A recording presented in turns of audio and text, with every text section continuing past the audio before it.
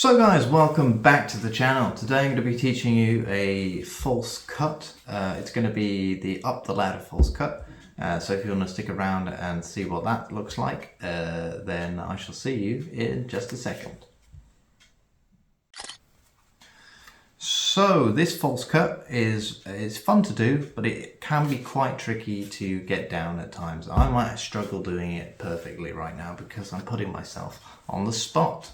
But just to make sure, we have got a joker on the top and on the bottom. What it would look like in full speed would be something like this. So we're going to get the cards, a few cuts here, and that would be a very short, but albeit a very smooth version, I would say, of what the up the ladder false cut would look like. As you can see, we've still got the jokers on top and bottom. We've also got two kings on the top and bottom, so that's pretty useful. I'll quickly run through what it would look like again. I'll see if I can do a bit of a better job for you. So give the cards a bit of a cut here. There we go. There we go, we've got the joker on the bottom. And still got, oh no. We did mess up slightly, but only slightly. Now, obviously, that wasn't the best. That wasn't the best at all. I don't know where that ace was moved from, but I think that was the only card that was displaced. But yeah. So what I'm going to do is I'm going to do a slowed down version of it for you, just to make sure I get it right. There we go. So now we have the maintained stack. Perfect. So if you want to learn how to do that, I know I haven't given the best demonstration of it. I'm not the best at doing it, but I do like performing it every now and then. Because genuinely, when I do perform it, I don't really need to maintain the entire deck. It's just when I need to either maintain the bottom stack or the top stack.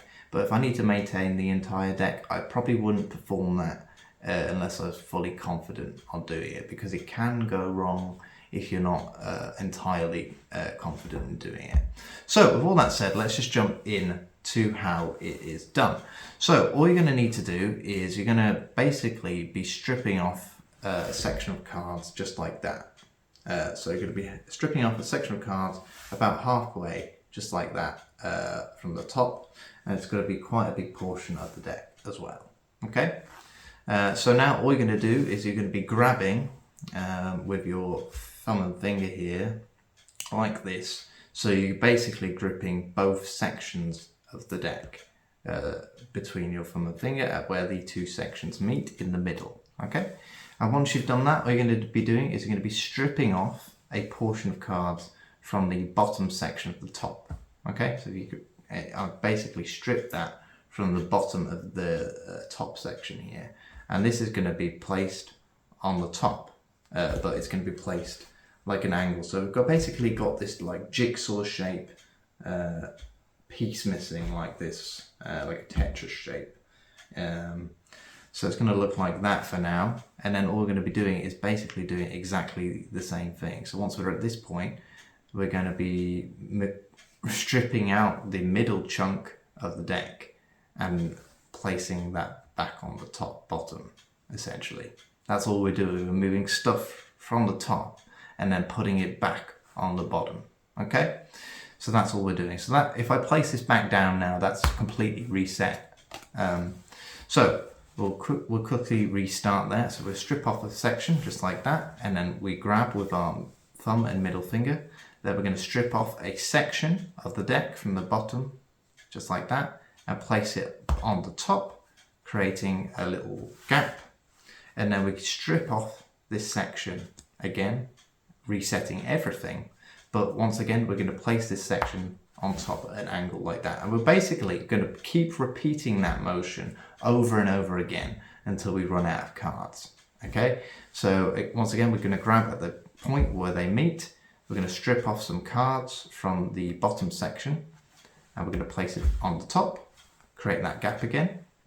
And then we're going to strip these cards back out and place them back on top. You get where we're going? We do exactly the same thing. We grab the cards where they meet in the middle. We strip off some cards from the bottom section. We place them back on top. We strip these cards out from the middle. We place them back on top. We keep doing it. We strip, we place, we strip, we place, we strip, we place, we strip, we place, we strip, we place, we strip, we place. That's pretty much all we're doing. But you want to do it at a fairly consistent and speedy rhythm, just to make it look a little more, what's the word I'm looking for? Realistic. You want it to look like you're actually mixing the cards. So in full speed, it would look something like this. I think I've just lost my joker. No, I didn't. I think that was actually genuinely there. But I have stripped out another card, as you can see. It's a lot easier when you're doing it at a slow pace. So if we keep going at this pace, we should be okay. And no. We keep stripping out one extra card from somewhere, and I think it's because these cards are quite sticky at the moment. They are sticking together quite a bit. That's no excuse. You should never blame the deck, of course. But yeah, I'm trying to get it to work in full speed. So there we go, there we go. I think that was fine, perfect, yeah. So in full speed it would look like that, but it's obviously easier to do when you're doing it slowly. So to practice, I would recommend just doing this over and over again, just to make sure that you've got the rhythm of it down, and it looks pretty cool when you've got it down, if I do say so myself. So once, there we go, that's perfect, perfect, perfect, perfect. The messier it looks, the more fooling it, more deceiving it looks as well, in my opinion. So if you enjoyed learning how to do the up the ladder false cut, please make sure to like and subscribe to the channel. If you didn't enjoy this video and you're not a fan of the utility videos, I'm sorry. I'll try and figure something out in the future, something more helpful, because next week I will be teaching you guys a more in-depth version of how to do the Elmsley count. So you've got that to look forward to. So with all that said, please make sure to I've already said that, so I'm not going to say it again. So with all that said, I shall see you in the next one. Goodbye.